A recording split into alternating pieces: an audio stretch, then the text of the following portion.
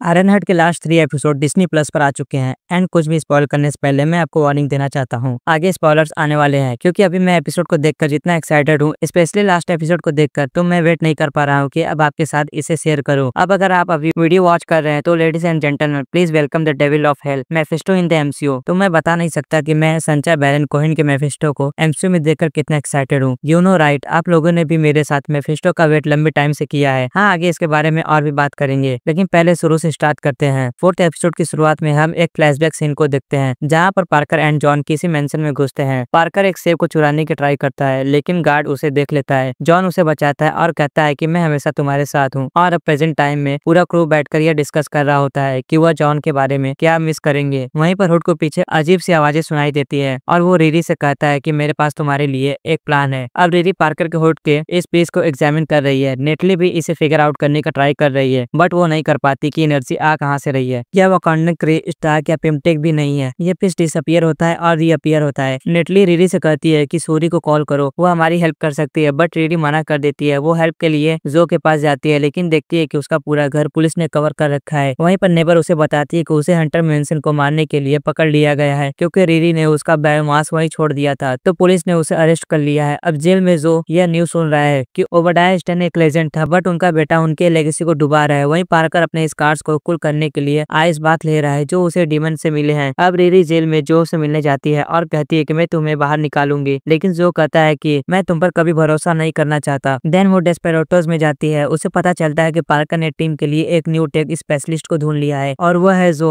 Riri जानती है कि पार्कर से उसकी फैमिली एंड फ्रेंड्स को खतरा है, इसलिए वो अपनी मॉम्स एंड जेवियर को एक वॉच गिफ्ट करती है। यह वॉच बेसिकली उनकी प्रोटेक्शन के लिए थी जो कि गन शॉट्स होने पर प्रोटेक्शन बबल क्रिएट करती है। अब रिरी मदद के लिए जिल्मा स्टन के पास आती है जिसके मदर मैडलिन एंड रिरी के मदर फ्रेंड्स थी। मैडलिन कमरताज की स्टूडेंट थी जो कि जिल्मा को रेस करने के लिए कमरताज को ड्रॉप कर लेती है, इसलिए मैडलिन एंड जिल्मा मैजिक के बारे में काफी कुछ जानती है। जिल्मा यहाँ पर अपने मैजिक का यूज करके रिरी एंड उन सबको यहाँ पर एक डिफरेंट डायमेंशन में ले जाती है और उन्हें बताती है कि पार्कर का यह हुड हमारी दुनिया का नहीं है। यह hood one of the darkest dimension से आया है। यह हुड उसे पहनने वाले को इन्फ्लुएंस करता है और वह रिरी को वार्न करती है कि इस हुड को डिस्ट्रॉय करना जरूरी है। वहीं पार्कर एसजीएल को जेल में मिलने जाता है और उसे अपने साथ काम करने का ऑफर देता है और जो हाँ कर देता है। वहीं पर साथ में उसके क्रू मेंबर्स उसके सारे वेपन्स एंड एक्सपेरिमेंट्स को अपने वैन में रखकर ले जाते हैं। वही रिरी एसजीएल के बंकर में जाकर हर एक पॉसिबल वे से इस क्लॉक के पीस को डिस्ट्रॉय करने का ट्राई करती है बट कुछ भी ऐसा नहीं था जो इसे डिस्ट्रॉय कर सके। नेटली अपने ब्रदर जेवियर के सामने आती है और वो रिरी पर काफी गुस्सा होता है कि वो उसके सिस्टर की मेमोरी का यूज ऐसे नहीं कर सकती। वहीं एजिकल को अपग्रेड किया जा रहा है। वह मशीन को अपने डीएनए को अपग्रेड करने का कमांड देता है। हालांकि स्लग एजिकल स्टेन की जगह एडमिन राइट्स पार्कर रॉबिन्स को दे देती है। बेसिकली पार्कर अब एजिकल की पूरी बॉडी को कंट्रोल कर सकता है और साथ में पार्कर अपने सारे क्रू मेंबर्स को रिरी को मारने के लिए कहता है और कहता है कि उसी ने जॉन को मारा है और मुझे वो चाहिए। वहीं जिल्मा रिरी को डोरमामू की ड्राइंग को दिखाती है और कहती है कि यह है वो एंटिटी जिसके साथ तुम डील करने वाली हो। उन्हें लगता है कि पार्कर की बॉडी पर जो स्कार्स है वो काइसेलियस के फेस पर जो स्कार्स थे उसकी तरह है, तो इस सब के पीछे डोरमामू का हाथ है। अब नेटली यहाँ पर रूफ टॉप पर होती है और अपनी एंड रिरी के ओल्ड वीडियोस को देख रही होती है, तभी स्लग आकर उसे कैप्चर कर लेती है। बेसिकली यहाँ पर आयरनहार्ट का जो सूट था वो उन्होंने कैप्चर कर लिया था और यह रिरी को उसके सूट के बिना ब्लड सिबलिंग ढूंढ लेते हैं, लेकिन वो उन्हें प्रोटेक्टिव बबल के अंदर ट्रैप कर देती है। फिर क्लाउन आती है लेकिन रिरी उसे बताती है कि रैम्पेज को पार्कर ने मारा है और मैं गलत नहीं हूँ, लेकिन वो उसे भी चकमा देकर यहाँ से भाग जाती है। अब रिरी स्टेट में भाग रही होती है तभी स्लग अपने ट्रक को लेकर उसका पीछा करने लगती है और जैसे ही वह उसे कुचलने वाली थी तभी नेटली सूट लेकर आती है, रिरी को पहनाती है और रिरी अपने पंच से एक ट्रक को वहीं पर तोड़ देती है और साथ में उसे यह भी दिखाती है। तभी जो वहाँ पर आता है और इलेक्ट्रिसिटी से उसे हिट करता है और वह उसे स्कैन करती है और देखती है कि उसका पूरा body energetic displacement augmented and electronic repulsor से बनी हुई है। हालांकि कॉमिक्स में एजिकल के पास इस तरह की बॉडी नहीं, अलग से एक आर्मर होता है, लेकिन यहाँ पर वो उसके पूरे सूट को डिस्ट्रॉय कर देता है। लेकिन वो रिरी को जान से नहीं मारता, वो उसे जिंदा छोड़ देता है और कहता है कि पार्कर तुम्हें जरूर ढूंढेगा, इसलिए तुम शिकागो छोड़कर चली जाओ। रिरी अपनी मॉम को बताती है कि उसने यह सूट उन्हें प्रोटेक्ट करने के लिए बनाया है और नेटली यहाँ पर रिरी को उसके यंग वर्जन एंड उसके स्टेप डैड गैरी के कुछ पावरफुल मूवमेंट दिखाती है कि कैसे वो दोनों एक साथ गैराज में काम किया करते थे। वहीं एजिकल पार्कर को बताता है कि उसने रिरी को मार दिया है। पार्कर को उसके ऊपर भरोसा नहीं है बट क्लाउन कहती है कि हाँ उसने मार दिया है। फिर क्लाउन स्लग को रैम्पेज की ऑटो स्पाई रिपोर्ट लाने के लिए कहती है और वह देखती है कि रैम्पेज को सच में पार्कर नहीं मारा है। पार्कर यह सब देखकर काफी गुस्सा होता है, वो उन पर अटैक करता है और सबको फायर कर देता है। वहीं रिरी गैरी के गैराज में अपने सूट को फिक्स करने का पावर सोर्स ढूंढ रही है और कहती है कि उसे मैजिक को मैजिक से हराना होगा। यह रिरी अपनी फैमिली एंड फ्रेंड्स के साथ मिलकर गैरी के चार्जर से अपने सूट को फिक्स करने का ट्राई कर रही है और जल्मा भी यहाँ पर सीलिंग पर कुछ मैजिकल सर्कल ड्रॉ करके सूट को पावर देना चाहती है। यहाँ एज़ेकियल अपने घर जाता है, नेबर के साथ फाइट करता है, उसके फ्लावर्स को डिस्ट्रॉय करने का ट्राई करता है, बट वो देखता है कि उसकी पावर्स काम ही नहीं कर रही है। तभी पार्कर पीछे से आता है और कहता है कि उसकी पूरी बॉडी अब उसके कंट्रोल में है। वो उसे एक रोबोट की तरह कंट्रोल कर रहा था और पार्कर की बॉडी पर जो स्कार्स थे अब वो उसके फेस तक पहुंच चुके थे और वह दोनों यहाँ से उस मेंशन में वापस जाते हैं जो हमें एपिसोड 4 के स्टार्टिंग वाले फ्लैशबैक सीन में दिखाया गया था। इस मेंशन का ओनर था आर्थर, जो कि पार्कर का फादर है और अब तक जितनी भी कंपनीज को पार्कर ने हिट किया था वो सारी ही आर्टवर्क्स टेक्नोलॉजी कंपनी के पोर्टफोलियो में आती है, जिनका सीईओ उसका फादर है। और अब वो इस कंपनी एंड पूरे मेंशन को अपना बनाने के लिए अपने फादर को इन पेपर्स के ऊपर सिग्नेचर करने के लिए कहता है, क्योंकि आर्थर ने पार्कर को 12 साल की एज में घर से बाहर निकाल दिया था। और फिर वो इन पेपर्स के ऊपर साइन लेता है और यहाँ से चला जाता है। यहाँ जेल्मा रेडी के सूट के ऊपर स्पेल करती है और सूट में मैजिक तो ऐड हो गया था, लेकिन नेटली गायब हो जाती है। और अब आता है सीरीज का लास्ट एंड सबसे एक्साइटिंग एपिसोड, क्योंकि यहाँ पर आयरन हार्ट ही नहीं बल्कि एमसीयू के फ्यूचर के लिए काफी सारी चीजें सेटअप कर दी गई हैं। पार्कर के फ्लैशबैक सीन में हम जॉन को पार्कर की हेल्प करते हुए देखते हैं। पार्कर यहाँ पर एक जंगल की तरफ भागता है और एक टनल में आकर फंस जाता है। तभी एक मिस्टीरियस मैन हुडेड कैप पहनकर उसके सामने आता है और उसे बचाने का रास्ता दिखाता है। वो दोनों डेस्पेरेटोस के अंदर जाते हैं और यह पर्सन सबको साइलेंट करके उसके साथ बातें करने लगता है। यह स्ट्रेंजर पार्कर से कहता है कि अगर हम दोनों मिलकर काम करेंगे तो मैं तुम्हें इस जनरेशन ग्रेटेस्ट ह्यूमन बना सकता हूँ। बोलो तुम सबसे ज्यादा क्या चाहते हो। पार्कर कहता है कि मैं अमीर बनना चाहता हूँ, लेकिन इसके बदले उसे कुछ चुकाना भी होगा। लेकिन फिलहाल पार्कर को इससे फर्क नहीं पड़ता कि वो इसके बदले क्या चाहता है, लेकिन वो इतना तो जान गया था यह स्ट्रेंजर बहुत ज्यादा पावरफुल है और वो उसे वो चीज दे सकता है जो वो चाहता है, क्योंकि कैफे में बैठे इन सारे लोगों को उसने फ्रीज कर दिया था। और जाते जाते ये स्ट्रेंजर अपना हुडेड क्लो वहाँ पर छोड़ जाता है। पार्कर कहता है कि तुम कुछ भूल रहे हो, लेकिन वो कहता है ये तुम्हारा है। हालांकि अभी वो पार्कर से प्यार से बातें करता है, लेकिन धीरे धीरे वो अपना असली कलर दिखाना शुरू कर देता है। अब प्रेजेंट टाइम में पार्कर एंड एज़ेकियल टेबल पर बैठकर खाना खा रहे होते हैं। एज़ेकियल खाने से मना करता है, लेकिन पार्कर उसे जबरदस्ती खिलाता है। एज़ेकियल उसके ऊपर अटैक करने का ट्राई करता है, लेकिन वो ऐसा नहीं कर पाता क्योंकि पार्कर उसकी पूरी बॉडी को कंट्रोल कर रहा था। वहीं रिरी इधर कहती है कि मैजिक की वजह से नेटली गई है तो मैजिक की वजह से वापस भी आएगी, लेकिन फिलहाल उसे हुड को सबक सिखाना है। यहाँ हुड उस स्ट्रेंजर को बुला रहा है और वह अपीयर भी होता है। वह पार्कर से काफी गुस्सा है और कहता है कि ज्यादा मत बोलो, तो मैं तुम्हारी जगह किसी और को भी रख सकता हूँ जो तुमसे ज्यादा अप्रिशिएटिव होगा। एंड फिर वो गायब हो जाता है। अब रिरी डेस्पेरेटोस में आती है, एज़ेकियल से मिलती है, उसके साथ फाइट भी करती है, लेकिन एज़ेकियल उसे बताता है कि उसकी पूरी बॉडी हैक हो गई है और फिर वो उसकी हेल्प करती है, उसे रिसेट करने का ट्राई करती है ताकि वो अपनी बॉडी पर दोबारा कंट्रोल पा सके। अब वो ऊपर जाती है, पार्कर के साथ फाइट करती है और पार्कर यहाँ पर एक डीमन लाइक क्रिएचर की तरह बन गया है। उसकी आवाज भी काफी टेरिफाइंग लग रही है। इस फाइट में वो रिरी की सूट को डिस्ट्रॉय कर देता है, लेकिन यह एक ट्रैप था। रिरी अपने होलोग्राम से उसे ट्रिक करती है और हुड को उसकी बॉडी से अलग कर देती है। पार्कर यहाँ पर सफर करने लगता है और कहता है कि मुझे हर्ट हो रहा है, मेरा हुड मुझे वापस दे दो, लेकिन रिरी इसे वापस नहीं देती। अब जैसे ही वह नीचे आती है, वह देखती है कि टेबल में पिज्जा के साथ एक पर्सन उसका इंतजार कर रहा है, जो कि वही स्ट्रेंजर है। वो रिरी को उसे ज्वाइन करने के लिए इन्वाइट करता है और उसके सूट को गोफी ट्रांसफार्मर कॉस्ट्यूम कर बुलाता है और वो उसके साथ भी डील करना चाहता है। वो कहती है कि क्या तुम डोरमामू हो, लेकिन नहीं, वो डोरमामू नहीं है। वो उसके फेस पर हंसता है क्योंकि डोरमामू उसके लिए कुछ भी नहीं है और हम जानते हैं कि डोरमामू किस बला का नाम है। वो कहता है कि मैं मेफिस्टो हूँ। तो गाइस फाइनली जिस कैरेक्टर का इंतजार हमें वांडा विजन से था वह फाइनली एमसीयू में आ चुका है। This is our Mephisto. और अगर वो डोरमामू के ऊपर हंस रहा है तो आप समझ सकते हैं कि मेफिस्टो डोरमामू से भी कितना लेवल ऊपर है। वो कहता है कि फोर्ब्स की 100 रिचेस्ट पीपल की जो लिस्ट है उसमें जितने भी लोग उन सब ने उनके साथ डील की है, प्लस 14 किंग्स 3 पॉप। तो मतलब यहाँ पर साफ है वर्ल्ड के जितने भी पावरफुल लोग हैं उन सबके पीछे मेफिस्टो का हाथ है। तो मेफिस्टो बेसिकली वर्ल्ड को चला रहा है। और यहाँ वो रिरी के माइंड के साथ कुछ ट्रिक्स खेलता है। वो उसे नेटली के इमेजेस दिखाता है कि नेटली वापस जिंदा हो गई है और रिरी उसके साथ डील कर लेती है। और फिर रिरी के आर्म पर हम वही सेम स्कार देखते हैं जो कि पार्कर की बॉडी पर है। तो रिरी के लिए यह डील अच्छी साबित नहीं होने वाली। नेटली तो वापस आ गई है, लेकिन रिरी को इसका प्राइस भी पे करना होगा। और अगर आप लोग मेफिस्टो के रियल लुक का वेट कर रहे हैं तो गाइस आपको बता दूं कि यहाँ पर इस फोन के रिफ्लेक्शन में आप मेफिस्टो के रियल अवतार को देख सकते हैं, जो कि ऑलमोस्ट कॉमिक एक्यूरेट है। और अब मेफिस्टो को एमसीयू में इंट्रोड्यूस कर दिया गया है। हमें लंबे टाइम तक मेफिस्टो का वेट नहीं करना होगा। वो कई सारे पावरफुल कैरेक्टर के साथ डील कर चुका है। उसने एक बार घोस्ट राइडर के साथ डील की है, एक बार डॉक्टर डूम की मदद सिंथिया वॉन डूम के साथ भी डील कर चुका है। इवन यही वो रीजन है कि डूम अपनी मदर के साथ कांटेक्ट करने की ट्राई करता है, जिस वजह से उसके फेस पर स्कार आ जाता है। इसी वजह से डॉक्टर डूम हमेशा मास्क पहनता है। और यहाँ उसका गोल क्या है वो स्पेशली क्लियर नहीं किया गया है, लेकिन कॉमिक्स में मेफिस्टो को ह्यूमंस की सोल चाहिए होती है, जिन्हें वो अपनी हेल्थ में स्लेव बनाकर रखता है। और अब बात करें आयरन हार्ट के पोस्ट क्रेडिट सीन की, तो यहाँ पर हम पार्कर को सिटी में वॉक करके कैंडी शॉप में जाते हुए देखते हैं, जहाँ पर वो जेल्मा से बात करता है और कहता है कि वो हैवी ड्यूटी मैजिक सीखना चाहता है। तो पार्कर यहाँ पर बिना किसी शॉर्टकट के एक्चुअल एक्चुअल मैजिक सीखने वाला है। अब बात करें आयरन हार्ट के सीजन 2 की, तो मुझे नहीं लगता कि हमें सीजन 2 देखने को मिलने वाला है। बड़ी कहानी यहाँ पर यह है कि मेफिस्टो को इस शो में इंट्रोड्यूस कर दिया गया है और मेफिस्टो को लेकर अब कई सारी चीजें हमें फ्यूचर में भी देखने को मिलने वाली है। और जैसा कि मैंने बताया कि डॉक्टर डूम की मदद के साथ भी उसके कनेक्शन है, तो हो सकता है कि एवेंजर्स डूम्सडे में डॉक्टर डूम की बैक स्टोरी में मेफिस्टो हमें एक बार फिर से देखने को मिले। एंड रेडी भी उसके साथ डील कर चुकी है, तो रेडी की स्टोरी भी फ्यूचर में कहीं पर तो पिक की जाएगी। बट मुझे नहीं लगता कि वो आयरन हार्ट का सीजन 2 होगा। यह एमसीयू का ही कोई न्यू प्रोजेक्ट होने वाला है। मे बी इसके लिए वो किसी एक्चुअल कमरताज के सॉर्सर्स की हेल्प ले और शायद यहाँ पर डॉक्टर स्ट्रेंज इस कहानी में इन्वॉल्व हो सकते हैं। तो यह था आयरन हार्ट का फिनाले। आपको यह कैसा लगा हमें कमेंट करके जरूर बताएं। मुझे पता है आप लोग मेफिस्टो के लिए तो यह सीरीज जरूर देखेंगे, बट ऑनेस्टली यह सीरीज जितना हमने सोचा था उससे काफी ज्यादा बेटर है। मैं बिलीव नहीं कर पा रहा हूँ कि एमसीयू में आयरन हार्ट हमें मेफिस्टो को इंट्रोड्यूस किया है, बट जो भी हो यहाँ से एमसीयू का फ्यूचर काफी ब्राइट लगता है। तो आपको क्या लगता है हमें कमेंट कर जरूर बताएं, और वीडियो अच्छा लगा तो वीडियो को लाइक, चैनल को सब्सक्राइब जरूर करें।